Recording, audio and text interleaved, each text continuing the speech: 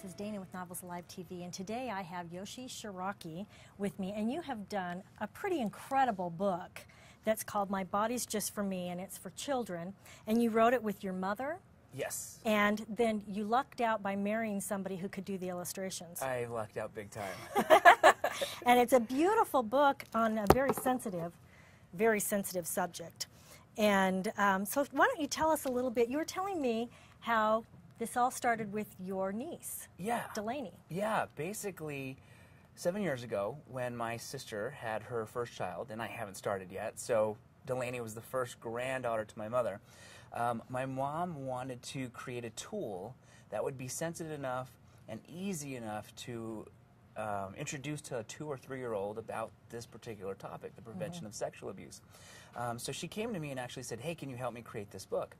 And I said, "Sure. Write down on some paper what you're thinking. I'll come up with some words, and I'll have Yunilda, who's my wife, create some illustrations." Okay. And we pretty much did this.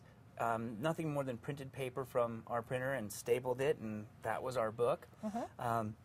Basically through friends of the family, my mother's different friends, they started to see this piece of paper book and said, "Eva, this needs to be for more than just Delaney." And that's how it started to snowball into what it is today.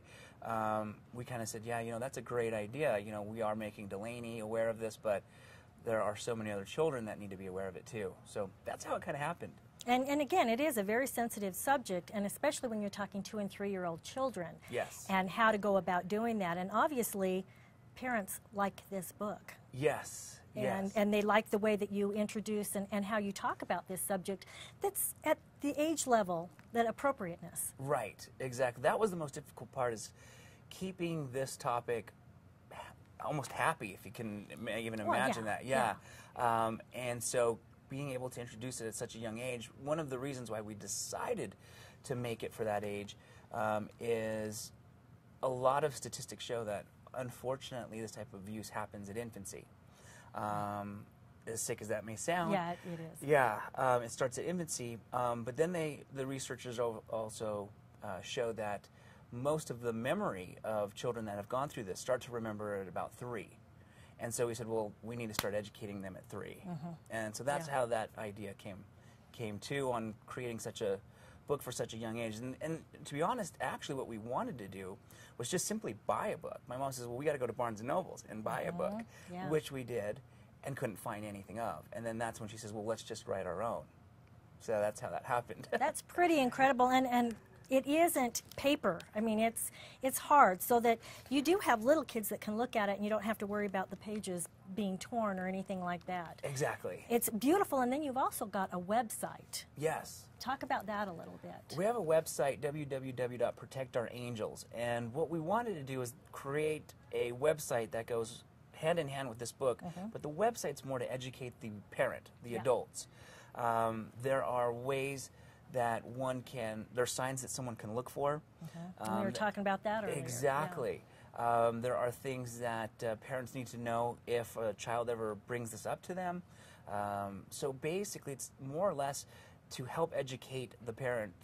They say that the best defense is a good offense. And that's true. And in this particular case, it's to protect your children with knowledge and education. The more you can teach them, the sooner you can teach them, the more they're aware that this is obviously wrong.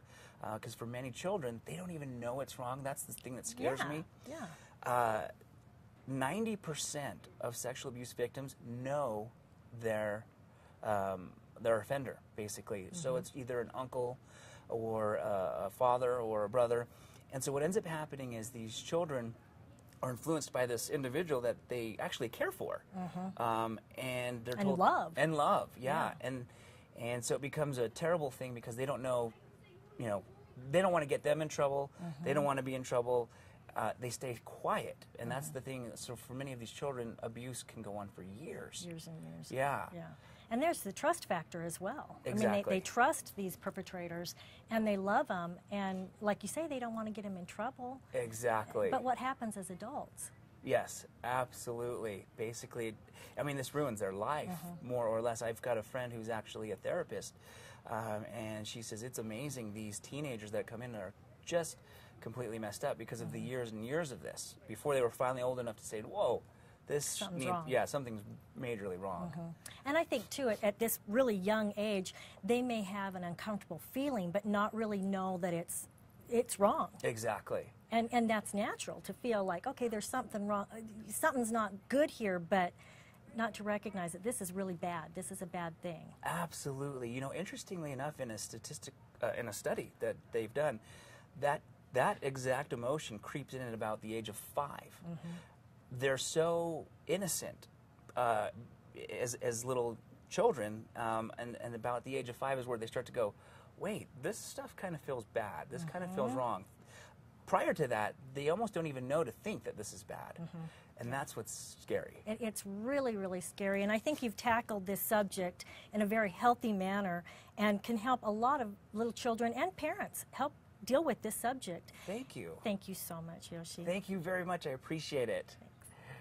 Our website is www.protectourangels.com.